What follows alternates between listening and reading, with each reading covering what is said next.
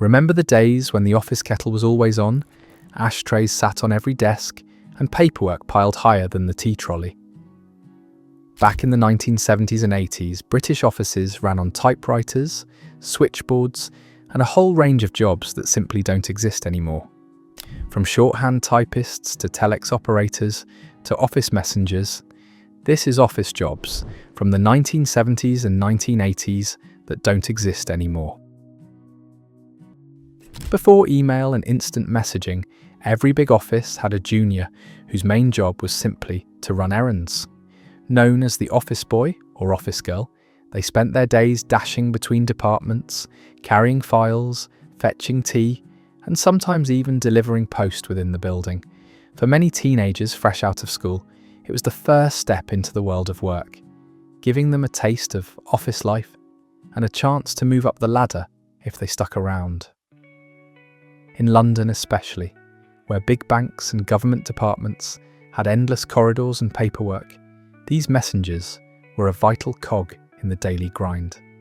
The role eventually disappeared as offices modernised. With direct phone lines, fax machines, and later email, there was no longer a need to send someone running from floor to floor. Add to that a cultural shift in the workplace, and the idea of hiring a full-time runner quickly faded away. Today, the office boy or girl feels almost Victorian, but for a good chunk of the 20th century, in Britain, they were as much a part of the office as the filing cabinet. Not every manager had the time to sit with a typist and dictate letters in person, so the dictaphone became their secret weapon.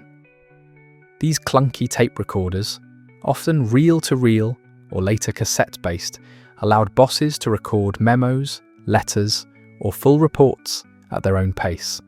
The recordings would then be handed over to a specialist transcription typist whose job was to listen carefully and type up every word with near-perfect accuracy. It required patience, quick typing skills, and a good ear for accents, especially in multinational companies or when managers spoke at lightning speed. By the late 80s and 90s, the role began to fade. Better word processors allowed managers to type out their own notes, and secretarial work in general was reshaped by the personal computer. Digital dictation, and later voice recognition software, made the dictaphone itself obsolete. For decades, though, transcription typists were the silent hands behind countless business letters, legal documents, and official reports across Britain. Their work might not have been glamorous, but it kept the professional world ticking over. In the early days of computing, information wasn't entered by keyboards, but by punched cards. Each card represented lines of data, and Keypunch operators would punch holes into them using a machine. But errors were costly, so another person was needed to double-check the work. That's where the punch card verifier came in, feeding the cards through a separate machine to ensure there were no mistakes. It was a repetitive role, but in large government departments and businesses that relied on early computers, it was absolutely essential. The job was never destined to last. As computing power advanced, input methods became faster, more reliable, and more direct. By the late 1970s, many British companies were already phasing out punched card systems in favour of magnetic tape and later direct terminals. For those who worked as verifiers, it was honest work but often short-lived. Still, it offers a fascinating glimpse into how much human effort was needed just to keep early office technology running smoothly. Walk into a British office or library in the 1970s, and you'd often be greeted by rows of wooden drawers filled with thousands of index cards. Behind the scenes, a filing clerk was responsible for keeping all of it in perfect order. These clerks managed everything from client records to payroll details, carefully filing new cards and tracking down old ones whenever a colleague needed them. It wasn't glamorous, but it demanded a sharp eye for detail and a knack for organisation. Of course, once computers arrived, card indexes quickly looked outdated. Databases made searching faster and filing clerks less essential, and by the 1990s, the role had practically disappeared in most offices. For those who worked in them, though, card catalogues were a badge of pride. If you asked a filing clerk to find a file, they could often locate it in seconds, proving that human memory and precision were once as valuable as any search bar. Mass mailings were once a huge part of office life, especially for banks, insurance firms, and government departments. Before digital printing, companies relied on hefty machines like the Addressograph to stamp names and addresses onto envelopes or labels with astonishing speed for the time. The operator's role was to keep the process running smoothly, managing the metal plates or stencils that carried the information, fixing jams, and feeding through endless stacks of paper. It was physical, noisy, and often messy work, but without them, businesses simply couldn't keep up with the sheer volume of letters and notices that had to go out each week. The decline of the role came with cheaper and more flexible printing technology.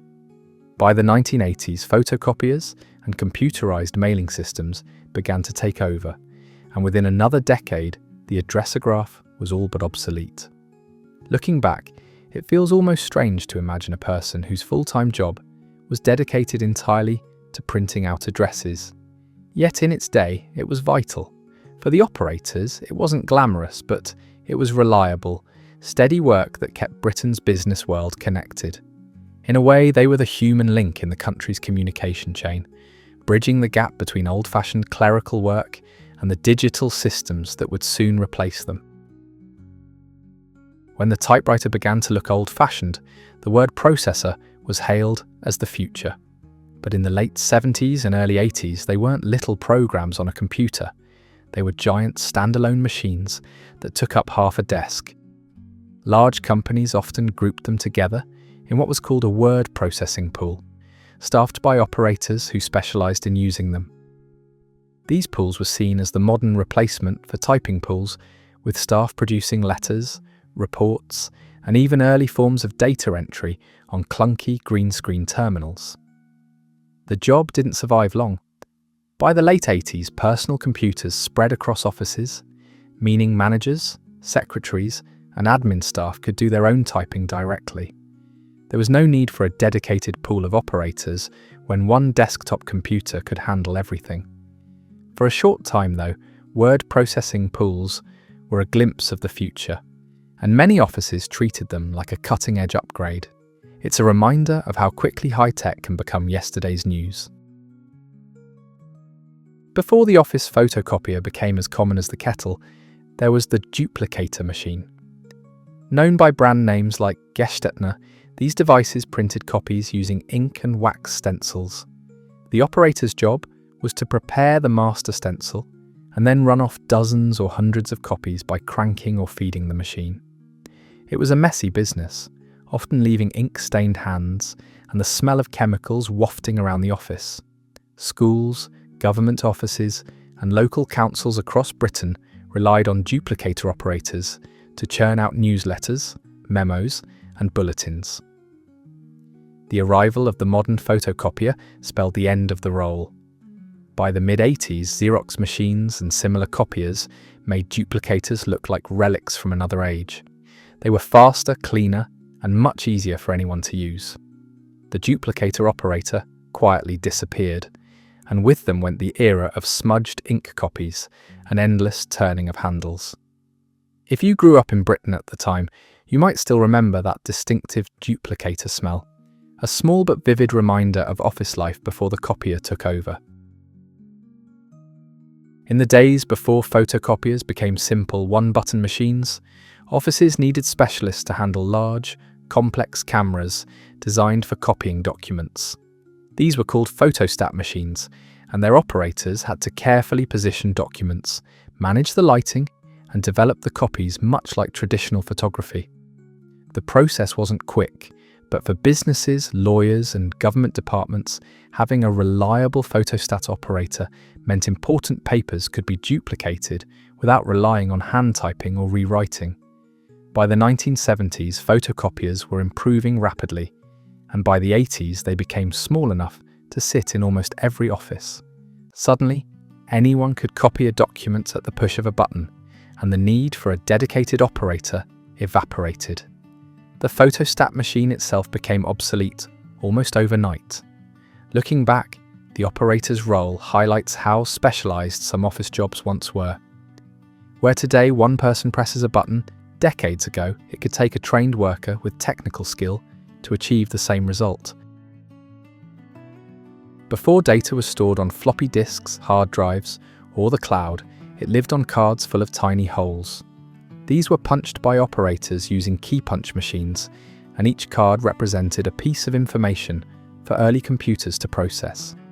The job required long hours of concentration, because one misplaced hole could corrupt a whole batch of data. In banks, insurance companies, and government offices across Britain, rows of Keypunch operators tapped away day after day, creating stacks of cards that were then fed into massive computers. The role began fading in the late 70s as magnetic tapes and terminals replaced cards. By the 80s, most offices no longer needed armies of Keypunch staff, and the machines themselves ended up in storage rooms or scrap heaps.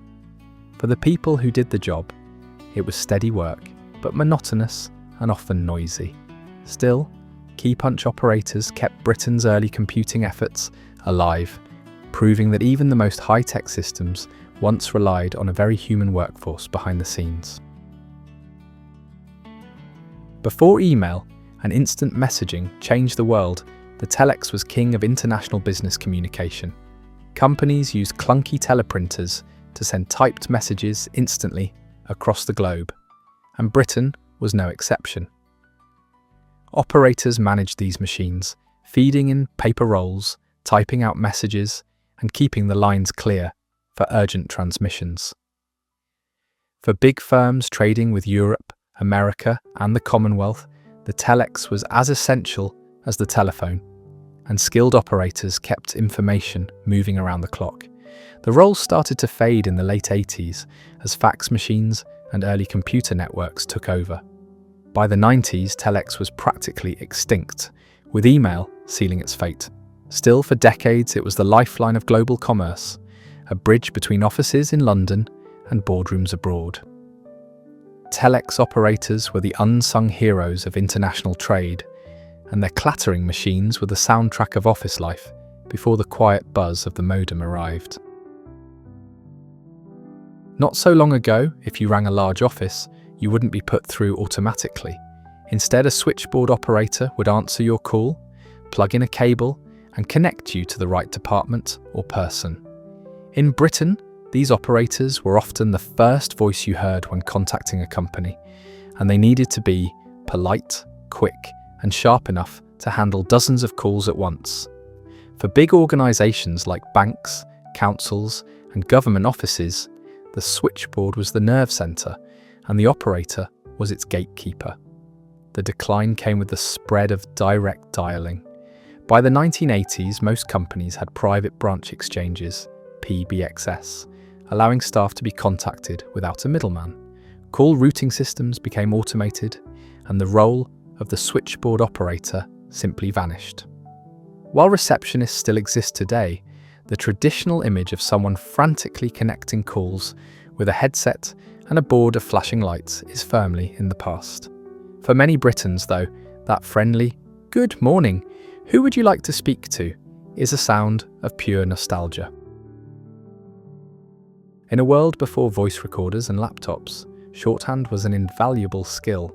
A shorthand typist would sit with a manager, or in meetings, scribbling down speech at lightning speed using special symbols, then typing it up into neat reports or letters later. This role was particularly common in British legal firms, newspapers, and government offices, where accuracy and speed mattered most. The best shorthand typists could keep pace with conversation, almost word for word, turning spoken language into tidy typed documents that kept business moving smoothly. Over time, however, dictation machines and digital recorders made shorthand less vital. By the 1980s, many offices no longer trained staff in the skill, and word processors encouraged managers to draft their own notes. Today, shorthand is still taught in some journalism schools, but the dedicated shorthand typist has all but disappeared. For decades, though, they were essential, turning the chaos of fast-talking bosses into clear, professional documents that carried the weight of British business and government. Perhaps the most iconic lost office job of all was the typing pool. These were rooms filled with rows of typists, mostly women, hammering away on typewriters to produce letters, reports, and contracts for entire companies. Managers would dictate or send rough drafts, and the typing pool would transform them into polished documents. In many British offices of the 1970s, the clatter of typewriter keys was constant, a sound as familiar as the phone ringing or the kettle boiling. The decline of the typing pool came swiftly with the rise of the personal computer. By the late 1980s, managers and secretaries could type their own work directly, and mass pools of typists were no longer needed. What was once an entire department became a relic, and typewriters themselves were soon pushed aside by sleek PCs. For a generation, though, the typing pool represented the beating heart of the office, a place where efficiency and noise combined to keep British business running. It's hard to imagine now, but no office in the country was complete without one. And that brings us to the end of our look back at Britain's forgotten office jobs. If this trip down memory lane reminded you of the clatter of typewriters or the buzz of the Telex, don't forget to give the video a like. Subscribe for more journeys into Britain's history, culture, and the everyday roles that shaped the way we worked. See you next time.